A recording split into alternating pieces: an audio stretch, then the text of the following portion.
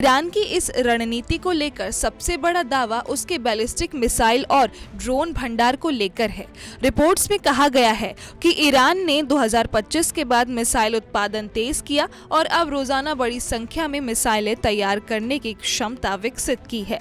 पश्चिमी अनुमानों में ईरान के पास हजारों मिसाइलों का स्टॉक होने की बात कही गई है। वहीं ड्रोन उत्पादन भी बढ़ने का दावा है। हालांकि इन आंकड़ों की स्वतंत्र पुष्टि सीमित है और वास्तविक क्षमता अलग हो सकती है। ईरान की रणनीति का दूसरा बड़ा हिस्सा खाड़ी में मौजूद अमेरिकी सैन्य ढांचे को लेकर है। रिपोर्ट्स के मुताबिक ईरान मानता है कि कतर, कुवैत, बहरीन, यूएई और सऊदी अरब में मौजूद अमेरिकी ठिकाने किसी भी नए सैन्य अभियान में अहम भूमिका निभा सकते हैं। इन्हीं ठिकानों से अमेरिकी विमान, युद्धपोत और सैन्य कर्मी लॉजिस्टिक सहायता हासिल करते हैं। ईरानी पक्ष का आकलन है कि इन ठिकानों पर दबाव बढ़ाकर अमेरिका की क्षेत्रीय कार्रवाई को मुश्किल बनाया जा सकता है। ईरान की चिंता अमेरिकी एयर डिफेंस सिस्टम को लेकर भी है।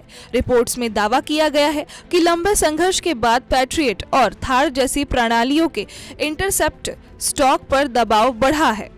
ऐसे में ईरानी रणनीतिकारों का मानना है कि मिसाइल और ड्रोन हमलों की बड़ी लहर अमेरिकी रक्षा तंत्र के लिए चुनौती बन सकती है। हालांकि किसी भी एयर डिफेंस की वास्तविक क्षमता सिर्फ मिसाइलों की संख्या में तय नहीं होती।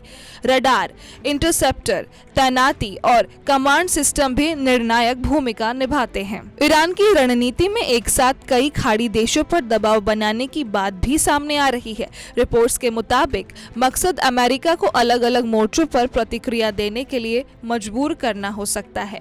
दूसरी तरफ ईरानी अधिकारियों के हवाले से दावा है कि कुछ अरब देश सीधे टकराव से बचने के लिए तेहरान से संपर्क कर रहे हैं, लेकिन इन दावों की स्वतंत्र पुष्टि जरूरी है। फिलहाल इतना साफ है कि खाड़ी क्षेत्र में किसी नए संघर्ष का असर तेल, गैस और वैश्विक बाजार पर पड़ सकता है। ईरान और अमेरिका के बीच तनाव में अब सबसे बड़ा सवाल यही है कि क्या तेहरान पहले हमला करने की रणनीति अपनाएगा। मिसाइल और ड्रोन क्षमता के दावों के बीच खाड़ी देशों में भी अपनी सुरक्षा बढ़ानी शुरू कर दी है। अगर टकराव दोबारा से शुरू हुआ तो उसका असर पूरे क्षेत्र पर पड़ सकता है। कैमरा पर्सन नितिन के साथ मैं मोनिका, TV 100 नोएडा।